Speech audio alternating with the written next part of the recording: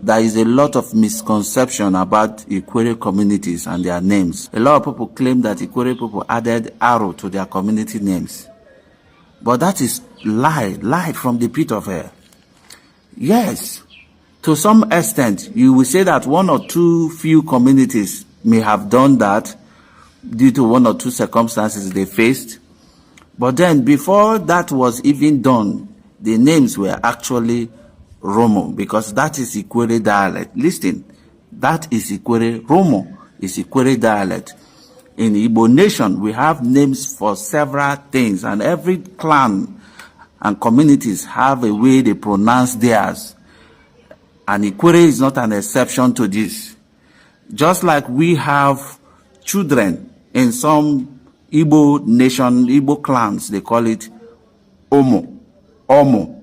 That is UMO. Some other clans also call it Umo, UMU. And then some other clans also call it Rumu, like Ikwerre does theirs, Rumu, because Ikwerre has more arrow in their pronunciation, in their linguistic. Just like you have the Anambra people, they have more of L in their pronunciation. They would rather pronounce water as mili. That is mili. But the Ikwerres will pronounce as either miri or mini. That is M-I-N-I. So you see the difference in all this. And just like some of the Igbo clans will pronounce head as E-C, I-S-I. Some will also say Ishi, that is S-I-S-H-I. So you see how it changes. Just like in some Igbo clans, they will say land is Eli. We say Eli. Ikwerre will say Eli. E-L-I. Some other Igbo clans will say Ale. E-A-L-I. And then some other Igbo clans, like Anambra, will say Allah. A-L-A. Some other Igbo clans will say Ani. A-N-I. And some will even go as far as saying Ana. A-N-A. So these are all Igbo dialects. It doesn't mean that these are not Igbo, that you are used to your own dialect. Does not mean that other people do not have their own dialect. Your own dialect is also unique to you, just like the Ikwerre man's own is unique to him. In regards to changing of community names from Omo to adding Aro, those things may have happened, yes, to some extent. I believe they must have happened, okay? But then, understand that Ikwerre man, what Ikwerre man calls children or descendants is Rumu. Rumu. What we call children is Rumu. Descendants are Rumu. We also call it Rumu Takiri. Just like the Central Igbo will say Umu Takiri. Okay? This is just it. We all call children in different, some other Igbos will say Omu. So you see, these are not to say that they are not Igbo words. These are still Igbo words. May we find our time, may we find our pleasure or our anger, emotions removed in certain trivial matters. We don't need to be concentrating on issues of why is the community name not Omo, and why has it been changed from Omo to Romo. Is that the only thing you want from Ikwerre man? Is that the only thing that makes Ikwerre man Igbo? Is that the only thing? You see, some persons just come to my timeline or my comment section, and they will keep saying those words. It is not Romo. It is, you remove the arrow and make it Romo. Who are you to tell a people their own dialect? What kind of temerity is that? Will I come to your own side in Anambra or any other place and say, no, I'm not used to this, your Allah, you're calling land Allah.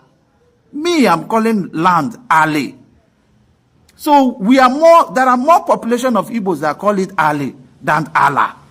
We are not used to Allah. We are used to Ali and Eli. Yes, it is all the same Igbo dialects. But then you do not have the right to go and meet another person to say, please, remove arrow from that name. No, it has been our dialect. It has been our dialect. Ikwerre man's dialect. Rumu, that is what we call it.